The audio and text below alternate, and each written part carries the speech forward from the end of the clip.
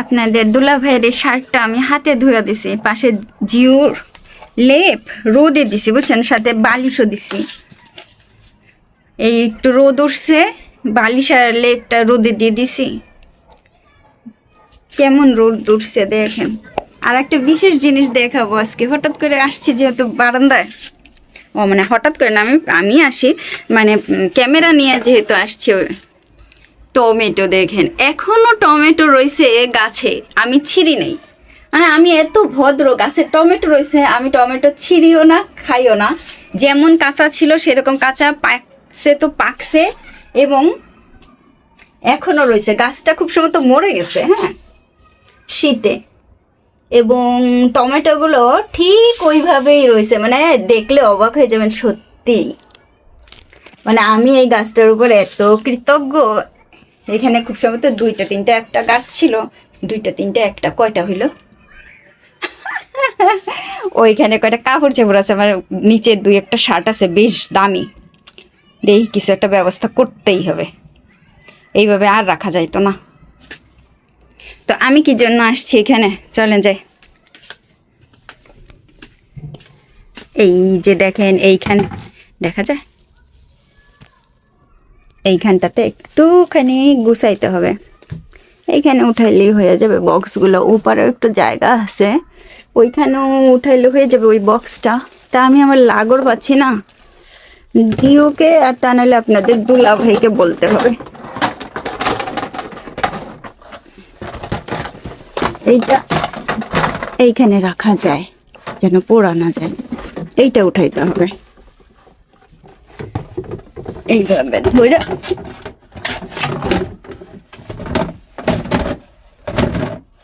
আয়া আনদে আনদে, আমার হাত ব্যথা হয়ে গেছে।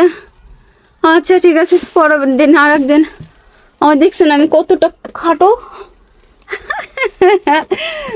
যাক, এখন এইটা কিসের বক্স বলি, এই বক্সটা, এইগুলো তো কিমচির বক্স, এগুলো কিমচির বক্স।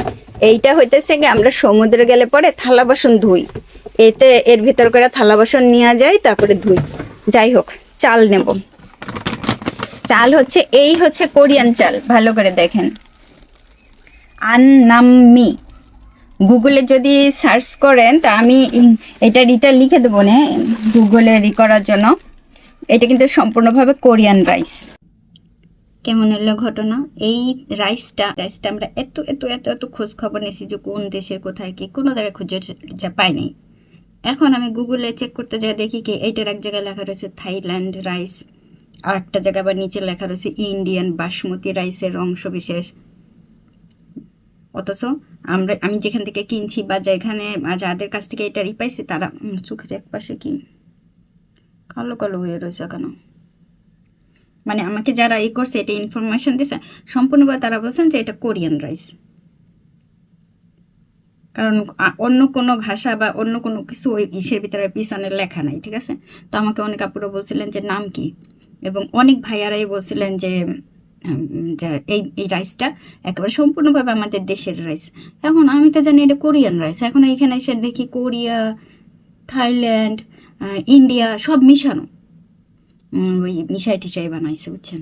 এই চালের ব্যাগের পিছন সাইডে কোনো জায়গায় কোনো দেশের নাম লেখা নাই, এই কোরিয়ান নামটাও খুঁজে পাই নাই বুঝছেন, যে মেড ইন কোরিয়া বা প্রোডাক্টে কোরিয়া, কোনো কিছু খুঁজে পাই নাই। তাই এখানে 5 কেজি আছে, বেশ ভালোই দাম নিছিল, কিন্তু এই 5 কেজির প্রায় দেখা যায় যে 3,500 বা 4,000 টাকাও পড়ে যায় ডিসকাউন্টে যদি না থাকে, মানে প্রচুর টাকা নেয়। এত দাম, মানে 5 কেজির দাম এত বেশি, সেজন্য করলাম যে এটা কোরিয়ারই হবে, কারণ থাইল্যান্ডের চালগুলো কিন্তু একটু কমই পাওয়া যায়। চালটা ফ্রিজে রাখলে মেলা দিন খাওয়া যাবে, তার মানে আমার এই চালটা ফ্রিজে রাখতে হবে, এখানে লেখা আছে বুঝছেন। যাই হোক, আমি এখন এই চালটা নিয়ে যাব। এই চালটা সম্পূর্ণভাবে দেশের ভাত, একেবারে, মানে আপনি কোনো অংশে ফেলাইতে পারবেন না, এবং এত সফট, মানে অবাক হয়ে যাবেন যে এত সফট ভাত। আমি থাইল্যান্ডের চাল কিনে ওই জায়গায় এখনো সেই থাইল্যান্ডের চাল রয়েছে, এই যে চাল দেখেন।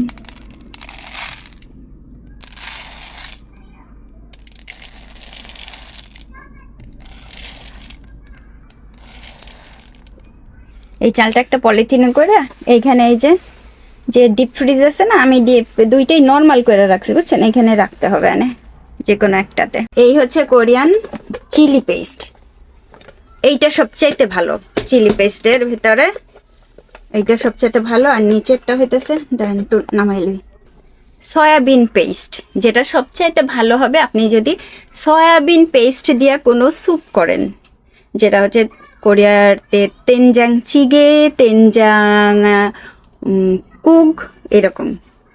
এইটা হচ্ছে জেরেশিক, এটাকে বলা হয় জেরেশিক, এবং এটার ব্র্যান্ডও কিন্তু দেওয়া আছে, ঠিক আছে। এই ব্র্যান্ডটা সবচাইতে ভালো, এই দেখেন একই ব্র্যান্ডের, আপনি অনেক ইসের পাবেন, কিন্তু এইটা সবচাইতে ভালো এই দুইটা। আরও একটা আছে যেটা হচ্ছে আমরা ওই যে মরিচ দিয়া খাই, এইটার ভিতরে থাইল্যান্ডের চাইলে এখনও রয়েছে। আমি এখন নেব কোরিয়ান চাল নেবো কিছুটা, দেখছেন পলিথিনের ভিতরে রাখি আমি, আর একটু ওষুধ দিয়ে রাখি, কোরিয়ান চালটা নিব।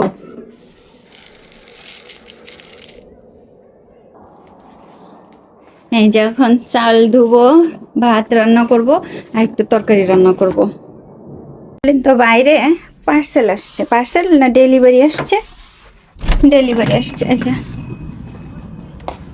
কি কিনছি, খুব সম্ভবত ইয়ে আসছে, ওই যে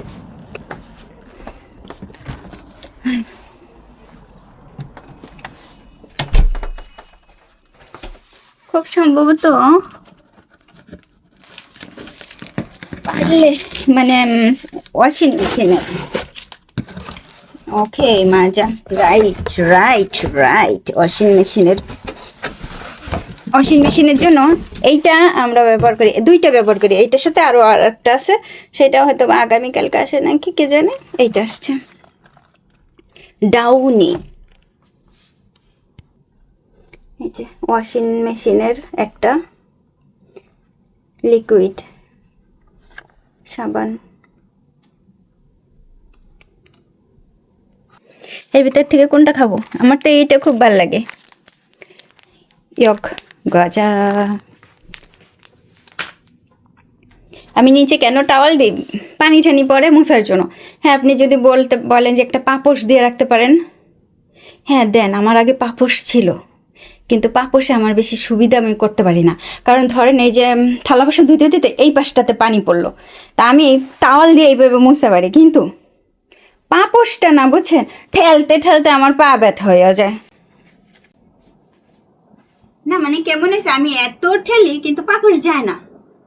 আমি তো কাপড়টা চেঞ্জ করি না, অনেক শীত লাগতেছে, উপরের এটা আর একটা পরে আসি, কয়দিন ধরে অনেক কাজ করতেছি তো ঘরে বুঝছেন, সেজন্য না বেশি শীত করতেছে। মনে হচ্ছে যেন যে এই বিস্কুটটা সামনে থেকে দেখানো উচিত আমার, দেখতে অপূর্ব সুন্দর, এখানে দেখাবো।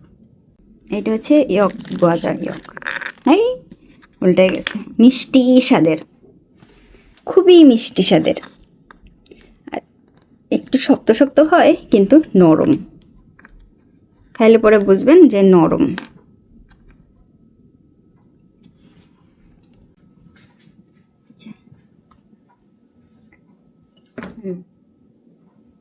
এনার্জি খুব ভালো, বেশি ভালো।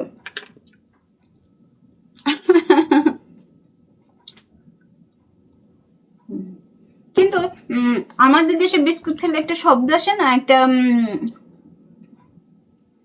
কেমন মুড়মুড় মুড়মুড় কুরকুর কুরকুর।